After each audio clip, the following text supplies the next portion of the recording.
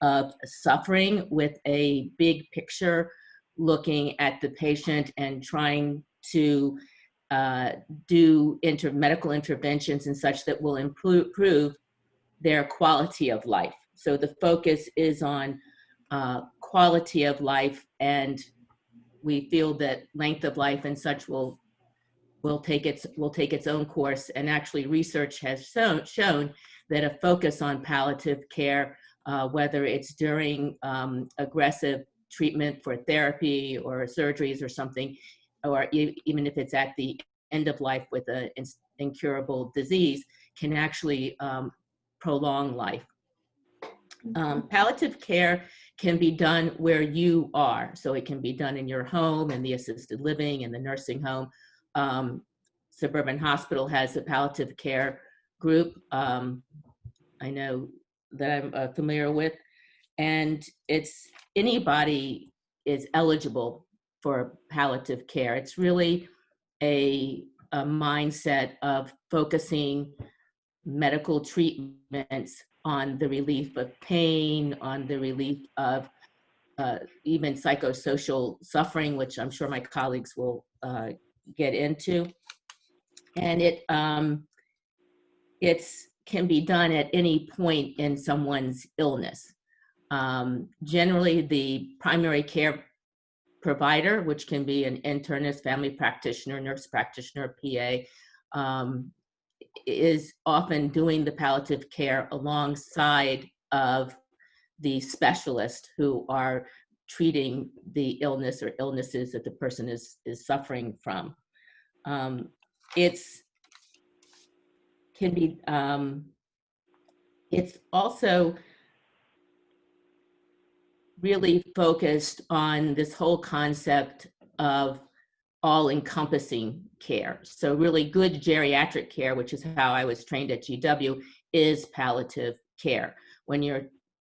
So it takes a team of people to do this. You can't just have a doctor and a patient doing palliative care. It takes a team of people to provide this. And on that team can be medical professionals, nurse practitioners, PAs, nurses, clergy, social workers, dietitians. It can be even non-medical people on it. Sometimes volunteers are part of the palliative care perspective. And they're all working together to try to provide that patient and their families the best quality of care given, a devastating illness or incurable disease. The people often ask me, what about hospice care? So my feeling about hospice care is that that's just an insurance benefit that we're entitled to. So hospice care is really a subset of palliative care, and it is an insurance benefit, and the doctor has to certify that on average, if the disease runs its natural course, the person has 6 months or less to live.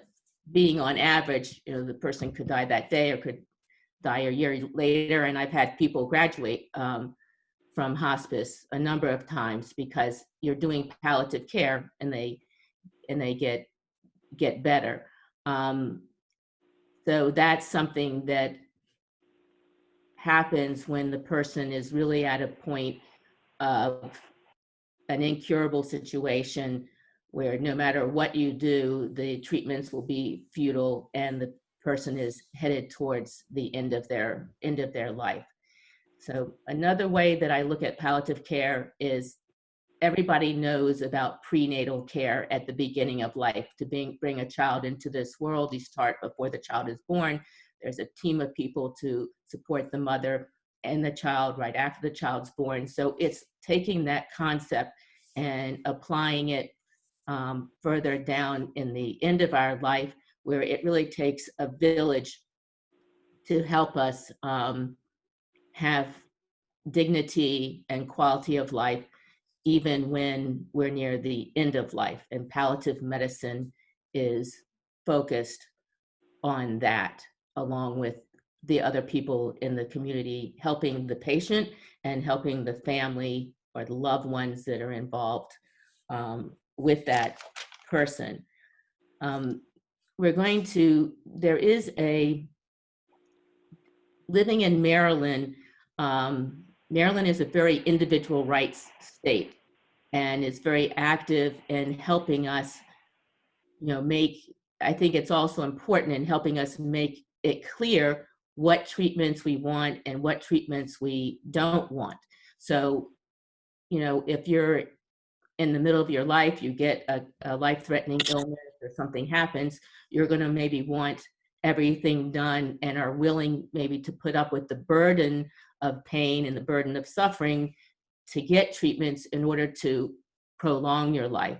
But then things change, and later on in our life, we may decide that the burden of treatment or doing this type of treatment or medicine isn't what we really want, even though the doctors are offering it to us or something like that. And so you need to make it clear what your wishes are. And I always tell people, this is not the 10 Commandments. It's not written in stone. You can always change your wishes as your disease and as things progress. So there is a website, which Robin's going to share later, www.marylandmolst, MOLST, which stands for Medical Orders for Life-Sustaining Treatments.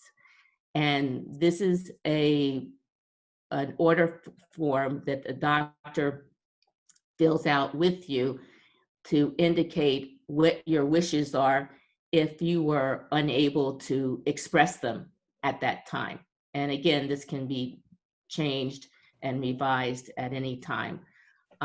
It's important that when you're dealing with an incurable disease or a severe illness or whatever, that you really think about what it is that you want for the quality of your life. And that's where a palliative medicine doctor can help you.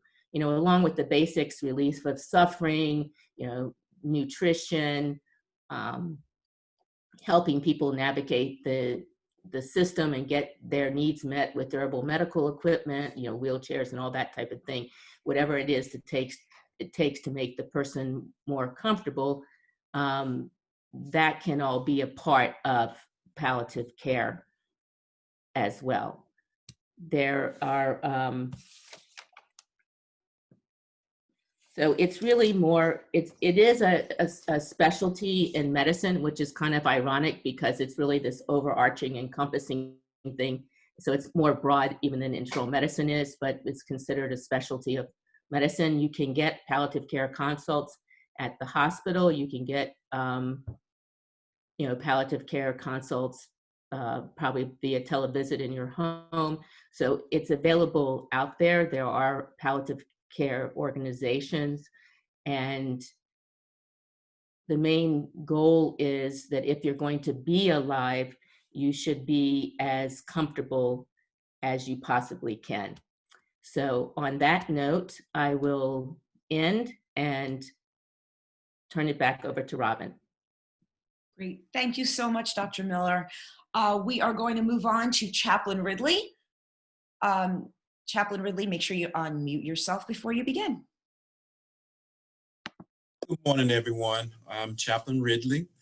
And as the bio indicated, I used to be a Navy chaplain. And as a Navy chaplain, I learned about ministry of presence. And I also learned about working collegially with other faith groups. So I didn't really intend on becoming a palliative care expert. But as a military chaplain, I ended up getting involved in many scenarios that were dealing with end of life, starting with my time with Marines in Iraq to my time at the National Naval Medical Center before the Army came in and put their name in front of it as Walter Reed. So being at Bethesda is where I kind of formally got introduced to palliative care. And for me, ministry of presence allows me to come in at an intimate and vulnerable time in a person's life when they have been informed of a prognosis that's not positive as far as life here on earth. But it also is a time for me to be a part of the family in this intimate and vulnerable time, as well as support the staff. So my focus in palliative care is just being present. Yes, as a Baptist minister, I feel like through prayer that I bring God into the scenario of transitioning from life here on earth to life in the afterlife or the eternal world. So I like to focus on that presence, and I like to be aware of people's background. So getting to know the family during those times, you can see what their faith group is, what their faith beliefs are, and I try to support their faith beliefs, using my own faith beliefs just as energy and confidence to walk with a person when they are vulnerable, when they are making a transition from life on earth to life in the everlasting. So presence is also being able to help families with decision making. Many families do not have advanced directives. They have not even thought about making 5 wishes. So I can sit down and talk to them and help them understand what they're doing and help them to have choices, as Dr. Miller was saying. Being in control, even in death, is something that people take pride in. We are a country where independence and strength and resilience is applauded. So even during those times at end of life, patients like to exercise their rights and be able to say what they want.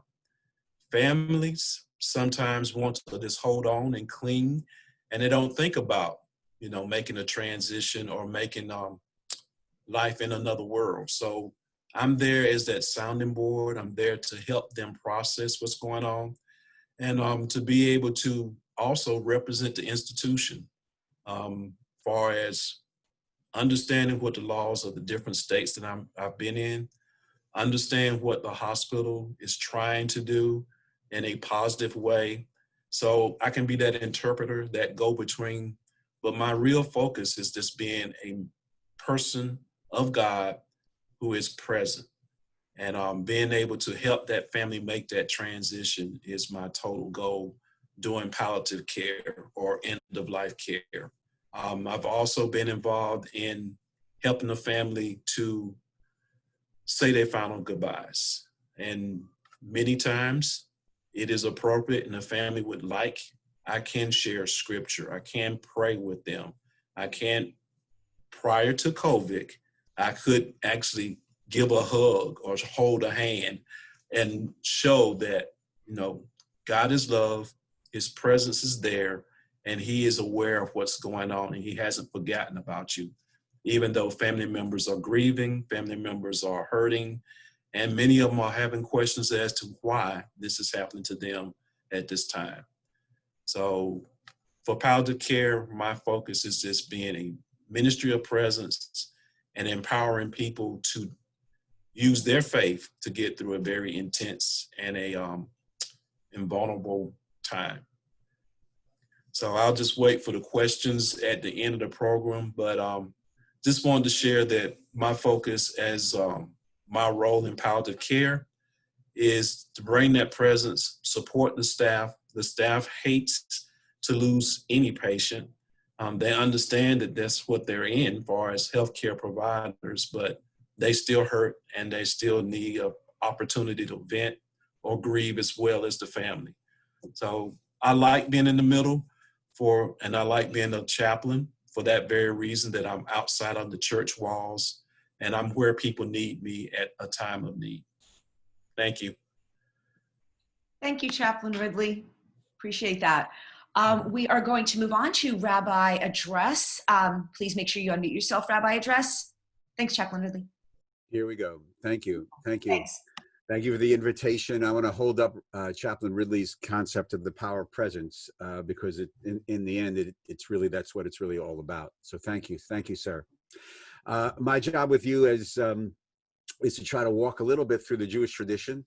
Our program, Jewish Sacred Aging, and I'll eventually put the website up there for you to touch base with, is the largest program within our community dealing with the challenges and opportunities of aging baby boomers in our families.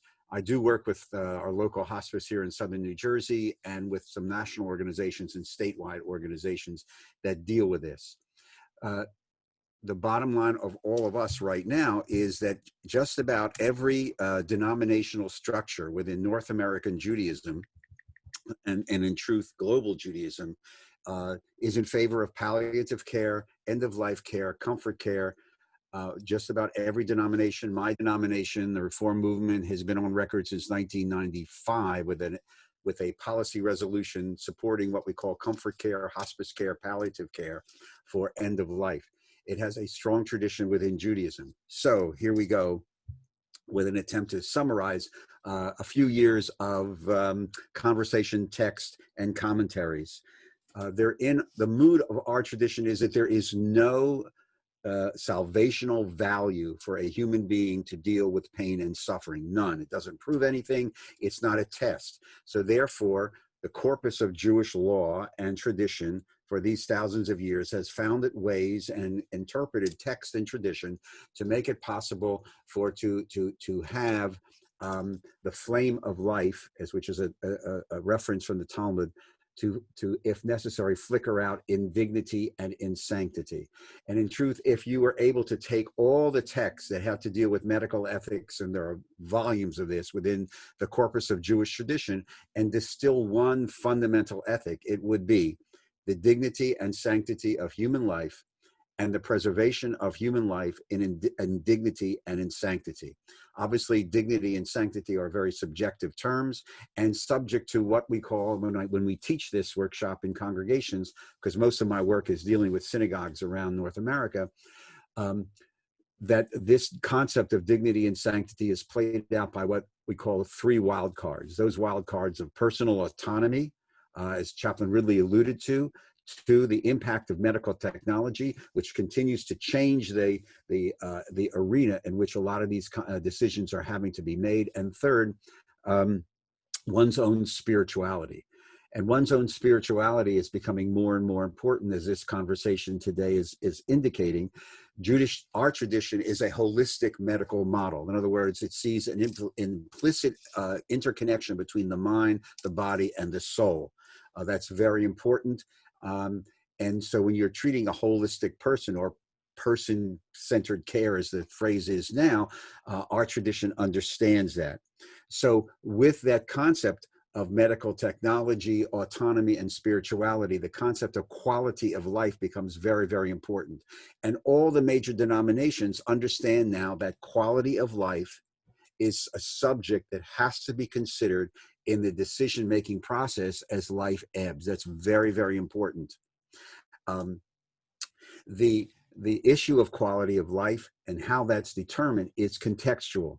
Our tradition is a contextual medical model. In other words, again, if you took a look at the majority of the text on medical ethics, health and wellness in our tradition, and again, there are volumes of this, and we do several workshops on this as part of my program. The issue always determines is you deal with the context, you deal on a case-by-case basis. In other words, the person in room A may have their definition of what quality of life and dignity and sanctity is, and the person in room B may have a different concept and definition of what their concept of quality of life, dignity, and sanctity may be. And therefore, one size does not fit all, and you have to deal with a person on a contextual case-by-case basis. That leads to the almost universal acceptance within contemporary Judaism of the documents of medical advanced directives, healthcare proxies, post forms, etc., state by state. So this is extremely important to understand, that the denominational structure in our tradition accepts and affirms and not requires, but says this is a contemporary mitzvah, a deed that really is based upon our understanding of tradition. And as life ebbs, there actually are boundaries within the Jewish legal framework, which is a fairly interesting conversation, too long for right now. There are actually legal boundaries of when different types of treatment may or may not be undertaken. And the Jewish traditional understanding of when it is appropriate to, and even sometimes remove life-sustaining treatment under certain, again, context. There is responsa. Responsa is a technical term within our tradition. It's basically lay people or groups of scholars or a rabbi from a congregation will ask a question to a group of scholars and ask for an opinion based upon an understanding of our tradition. So there are now responds on what is the principle of double effect. We've published some of them in some of the documents that we produced. This is the Reform Movement's Liberal Judaism's basic advanced directive life data programming.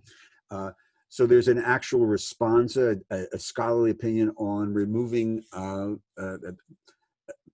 pain of a dying patient, which outlines the times within the context of a person's journey where various treatments may or may not be given, and the concept of pain management, palliative care, when it is impactful, and how it can even be given in a more advanced way, even though that accelerated medication may hasten a death that was already coming. And there's various legal categories when we teach this, which is very instructive, because sometimes people are overwhelmed with emotion, and then the understanding the tradition actually gives permission in certain contexts for certain types of treatment or not certain types of treatment can be in many ways guilt reducing. So again, the principle of double effect. One of the other things that is now very, very much under consideration within our tradition is this medical aid in dying legislation. I'm living in New Jersey. I'm coming to you from where I live outside of Philadelphia. The medical aid in dying is now law in the state of New Jersey, as it is in 10 other jurisdictions in the United States and Canada. And there's continuing evolution and responsa and conversation within the Jewish tradition of how one approaches the acceptance or non-acceptance of medical aid in dying. The conservative movement is just publishing now a new position paper on medical aid in dying and the acceptance of medical aid in dying in certain, again, contexts in situations.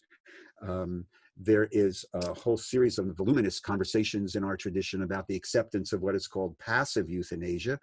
In other words, again, using a Talmudic definition of the end of life, where you allow the flame of life to flicker out, one must never be actively involved in snuffing out that flame of life, but one must allow that flame of life to end in dignity and in sanctity. And that goes back to the fundamental ethic, which gets into the whole conversation of the subjectivity of it.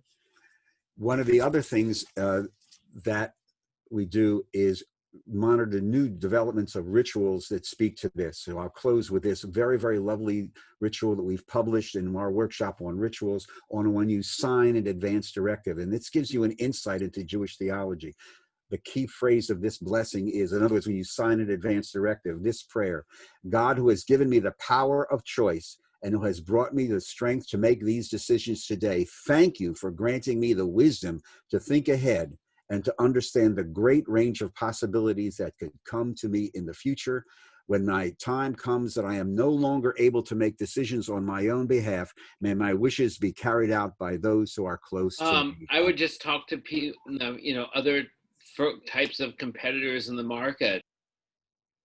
I don't know who's speaking, but I'm done.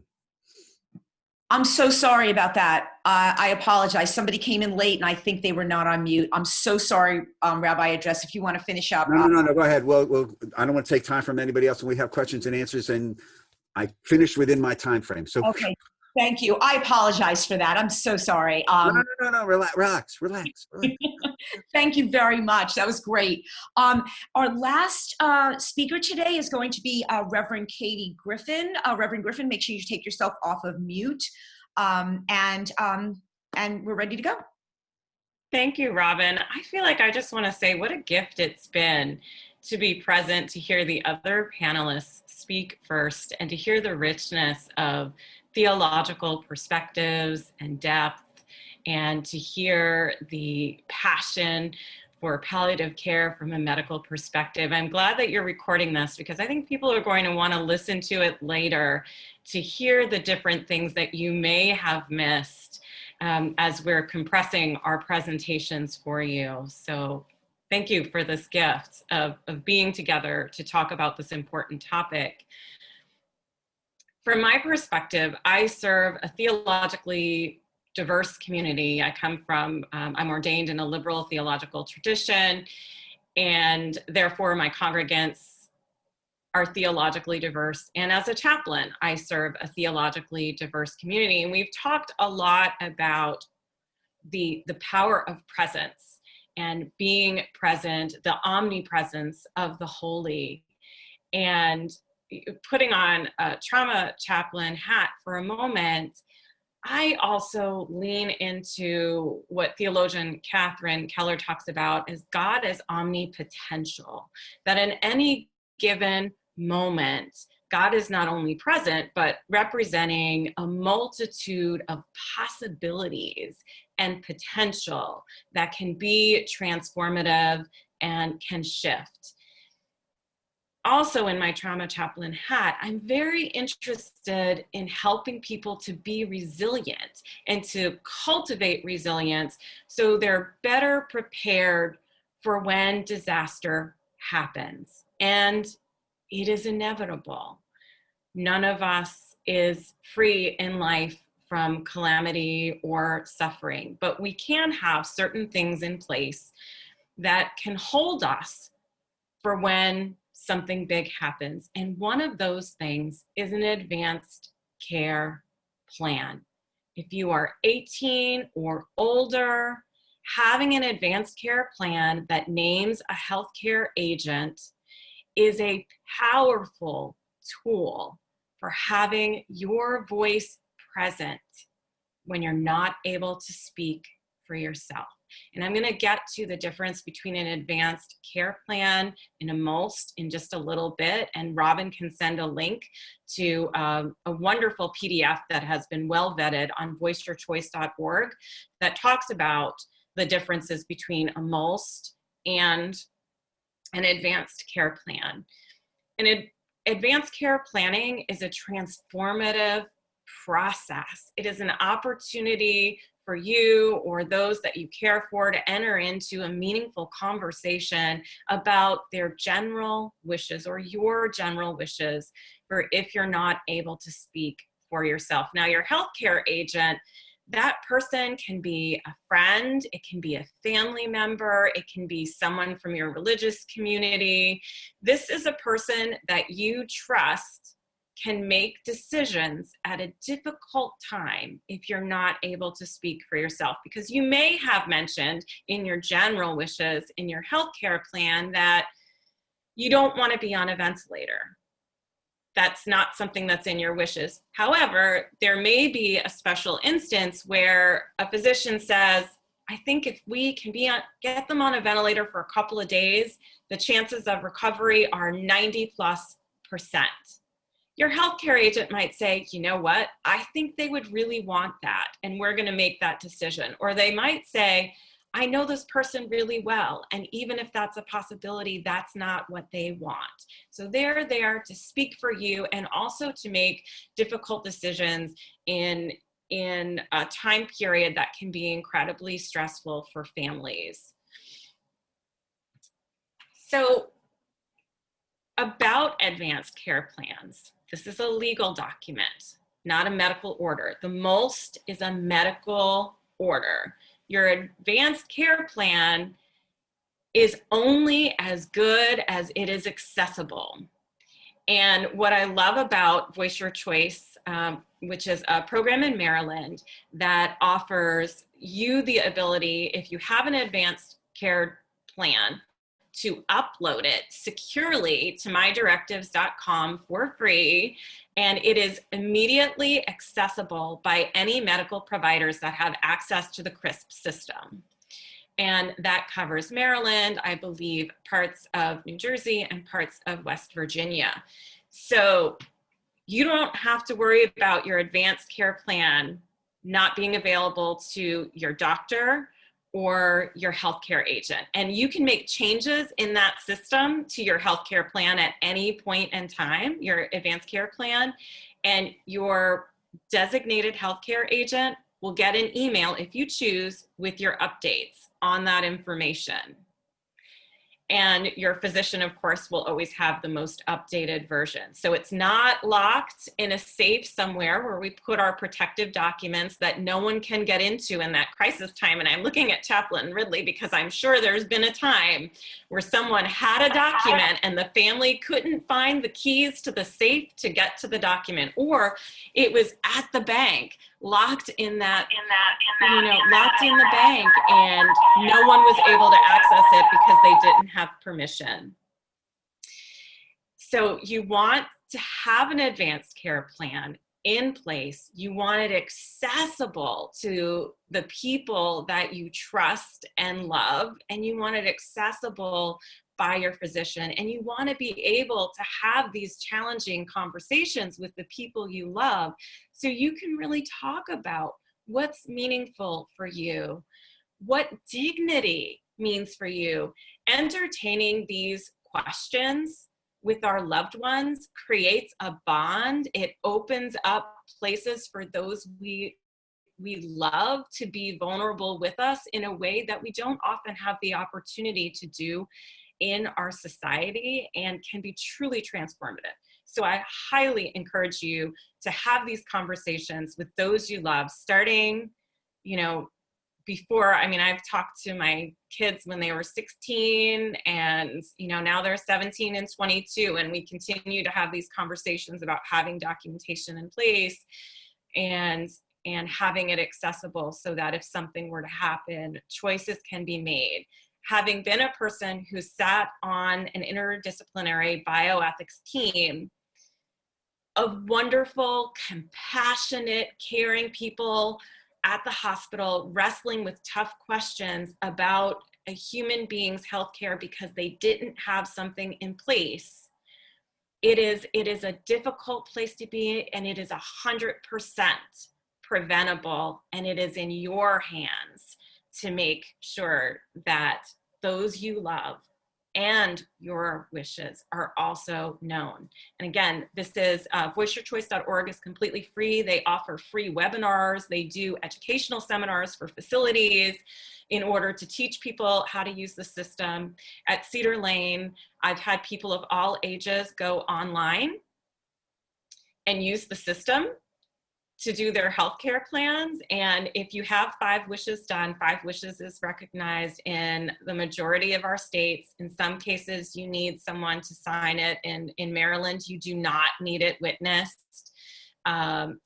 So you can upload your 5 wishes if you have it, or you can go through a more detailed digital plan through voiceyourchoice.org. Folks of various technical abilities have been able to go in and do it all on their own and get this process completed. Particularly as we navigate this time of COVID, I feel like it has just set a light on these issues in a way that our country, from a social perspective, has not been able to talk about. We don't talk about death and dying well in our culture in this state, so in the US.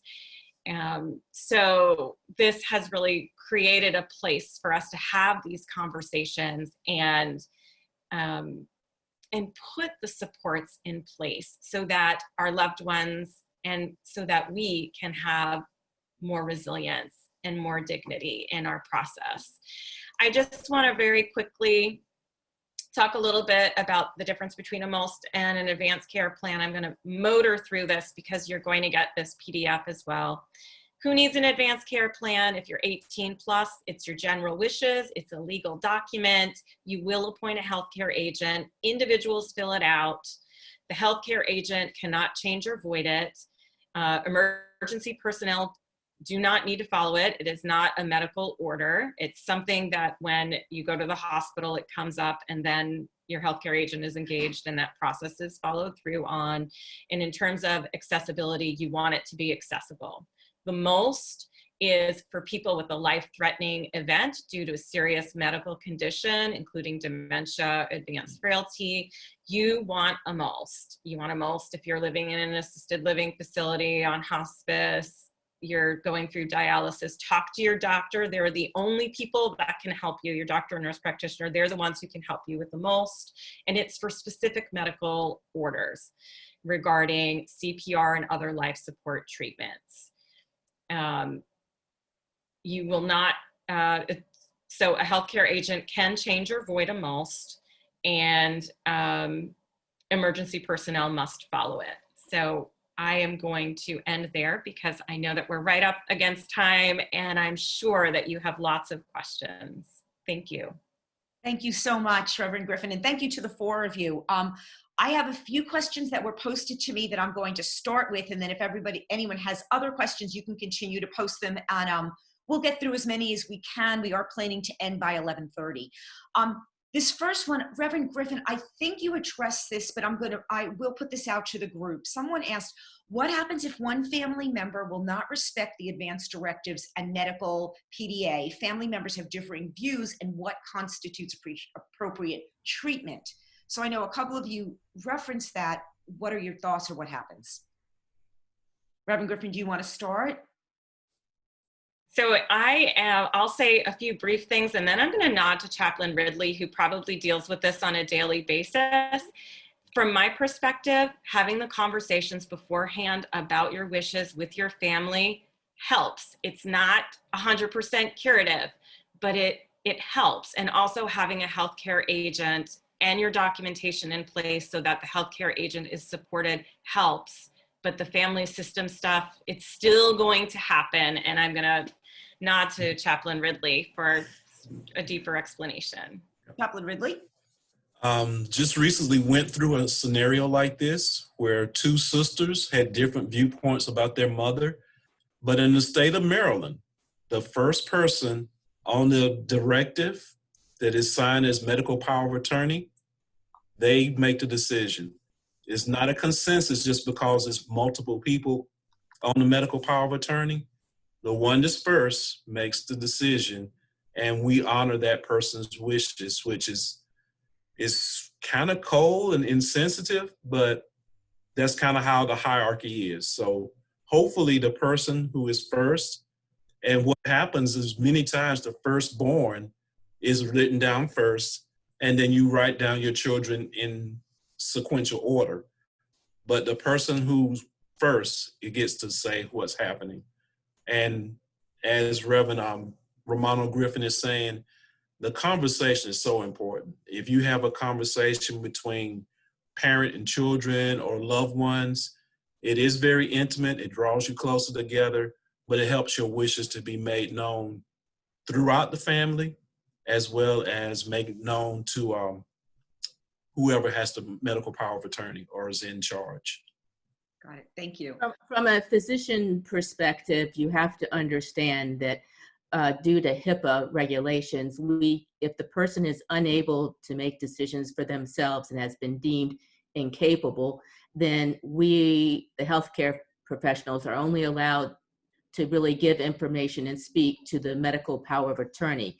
Even if you have a number of children, you can pick the person that you want as your medical power of attorney.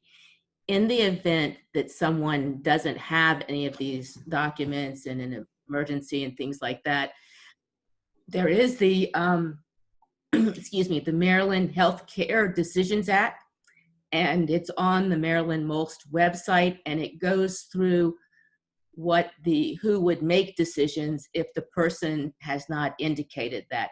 So generally it's a spouse. If the spouse isn't available, it's children, and then it has a whole hierarchy of who would make decisions if the person has no advanced care directive. So I don't know, Robin, if you want to post that also, the Yes, Maryland. I will. It's a one-page form. Thank you. Rabbi Address, did you want to add anything to that? No, go ahead, because we're going to run out of time. Just go ahead. Okay, so Rabbi Address, for you, there were a couple of requests for you to share that prayer that you read at the end of your presentation. If you share that with me, I can include that for people. I'll email it to you today. Wonderful. Question for you. You made, I hope I get this right, someone sent it to me. You made reference to different treatments that can be removed or added as appropriate depending on whether they're life-sustaining and whatnot. Can you talk just a little bit more about that? Someone asked for some more information about what you were referring to. Okay. First of all, I put the contact information on the chat thingy, and I misspelled the Jewish sacred aging. I was doing this very, very quickly. I'll get that right for you. And if somebody wants to follow up, can follow up on a more detailed. Yes, there are different Jewish legal boundaries. I call them boundaries, around which you can change the way one treats a person, and usually goes as one journeys towards the end of life. And there are Jewish legal responsa, commentaries, opinions upon removing life support, how to do that, when it is appropriate, when you can't do that. It has to do with, and there are variations in opinion on this along the denominational lines. So people raised in a Orthodox or more traditional perspective may have one view as opposed to the more liberal points of view. But there are these gradations, and it goes back to this one size does not fit all. And it's very, very subjective and on a contextual basis. We are a contextual religious civilization, and we try to examine each case on a case-by-case basis. And that's also why, as my colleagues are saying, why it is extremely important, especially in this day and age, to have these wishes talked about, not only having an end-of-life plan, but a care plan of who is responsible to do interventions and caring, and especially in the light of COVID. Because if you lined up every clergy person in Maryland and said, have you had these conversations? Should I take my mom out of that assisted living facility because I may not be able to get to see her? And I would guarantee you the majority of people now have said yes. So it's important to understand. So the answer to the question is yes, there are various gradations on that journey. Got it. Thank you. So I think this one is going to be directed to Dr. Miller, but please let me know if others would like to chime in. If an EMT, will an EMT honor a MOLST if it's available in the event of a crisis? A lot of times people have heard that the EMTs will go ahead and start with life-saving procedures, even if it's not wanted. Dr. Miller, do you want to address that first? Yes. So in Maryland, the MOLS, the medical orders for life-sustaining treatments, and I also saw in chat someone was asking about DC. DC, they call it an MOST form, but technically they are legal doctor orders, and the EMS personnel are supposed to follow page 1. Page 1 has to do with whether you want cardiopulmonary resuscitation, or whether you want something but not other things. If the form is not totally filled out correctly, meaning that with all the boxes checked and dated and all that stuff, patient's date of birth, then it's not valid and they may not follow it. But technically they're supposed to. If you have any problems, I would, contact the EMS station. But that's the second page of the MOLST is more what if situations. What if I have COVID? Do I want to be on a ventilator or not be on a ventilator? Do I want a feeding tube, not feeding tube? These are what ifs, and they do everything. Do just palliative care, allow natural death, or in between choices. Got it. Thank you. And I'm going to stick with you for one moment. There was another question. and I'm just going to read it.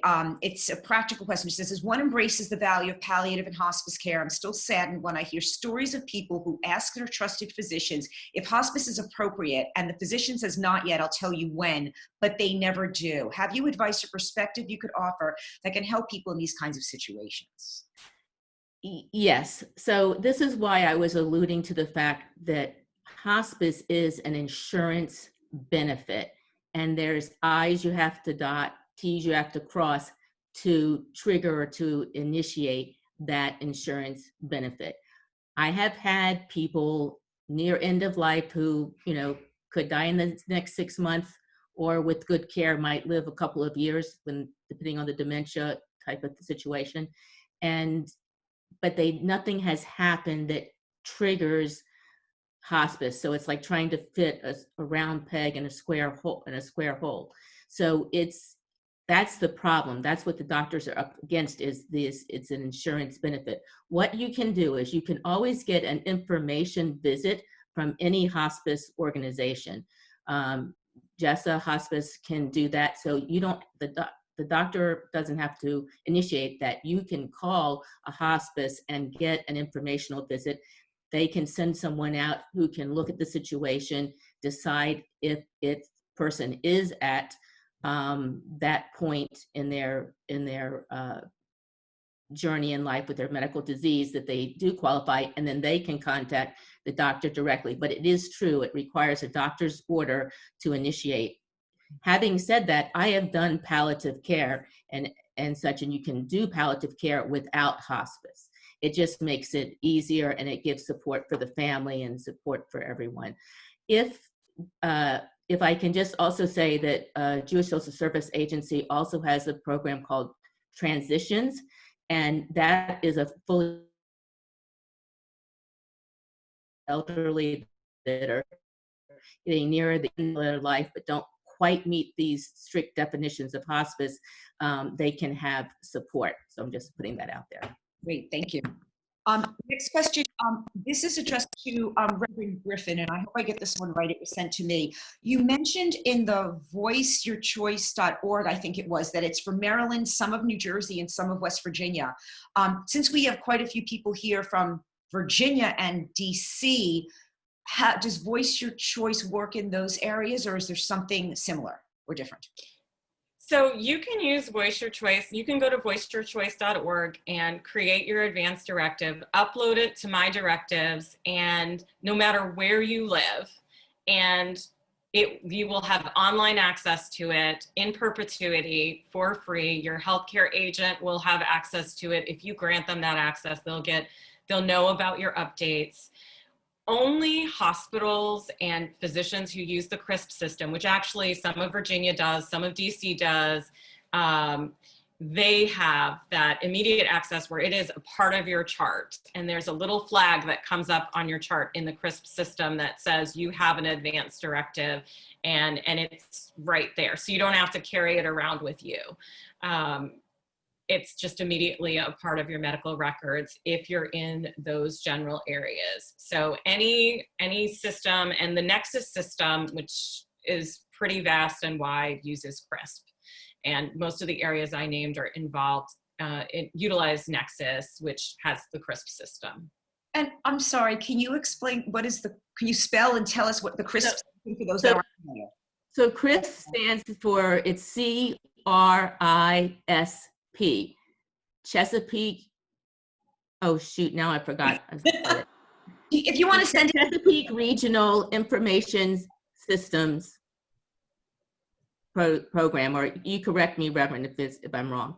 You're way farther along than I would have gotten, Dr. Miller, so thank you. So the concept is to try to use electronic medical records so that all hospitals have access to things in an emergency, and it's all HIPAA compliant and such. It's also used for monitoring of narcotic to prevent narcotic overuse, but it's Chesapeake Regional Information Systems Program, something like that. But it's the hospital and doctor's offices can access it. I'll include that in the post-event email too, because if I try to type that too quickly, I'm going to screw it up. let me just see if I've got any more questions. Any more questions, please feel free to put them in the chat.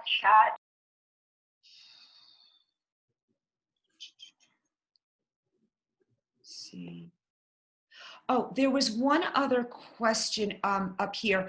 Someone was asking if, I'm sorry, hang on one moment. If there's some other way to talk or reference hospice care, since it seems to have a, I've been asked by many clients, what other word could we use besides hospice to make it more supportive sounding? Dr. Miller? So even if you do use hospice, you can request that they not use that word. We have had situations where we work hard to tell everybody on the team just not to use the word hospice. So with JESA, it's easier. You just say JESA and you don't use the hospice at the end. But talking about palliative care, comfort care, using those terms, I think is good. Great. Thank you. Hang on one moment. Let me see if there's any other questions in there.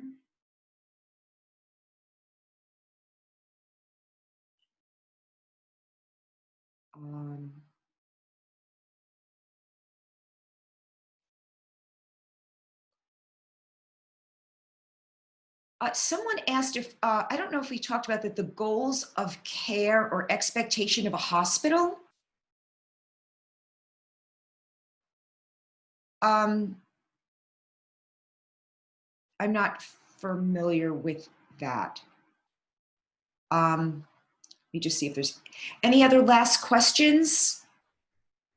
I know it's 11:30 for those of you that have to get off right now. If you do want those continuing education credits, please make sure you sign out in the chat. And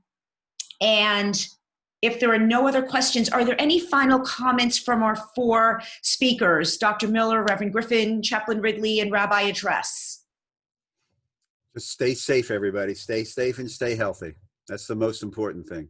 Thank you very much. I'd like to thank the four of you for being a part of this program. I think that our 100 participants would agree that it was incredibly engaging, and I think that we could have gone on for a much longer time, and I look forward to a time when we can have the four of you back in person.